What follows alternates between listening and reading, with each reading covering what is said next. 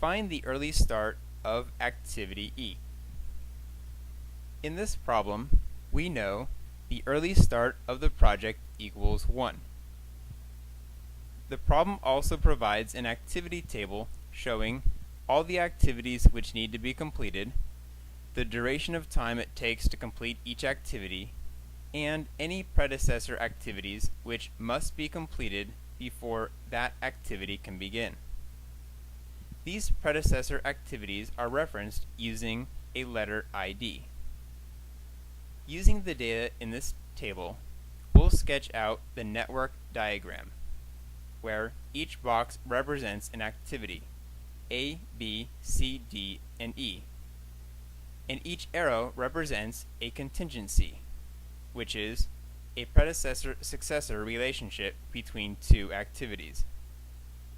Next, we'll add in the variables as placeholders for each cell in each activity box. Keep in mind, the problem asks to find the early start of activity E. And the problem provides the early start of activity A, as well as the duration of time it takes to complete each activity. We'll substitute in these numbers into the activity diagram. The early finish of activity E equals the latest early finish of all its predecessor activities. Therefore, we want to find the maximum early finish between activities C and D. Next, we'll determine the early finish of activity C, electrical work, and of activity D, landscaping. The early finish of activity C equals the early start of activity C plus the duration of activity C.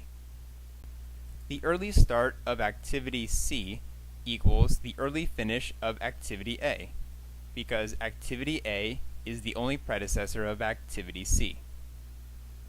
The early finish of activity A equals the early start of activity A plus the duration of activity A, which equals 3.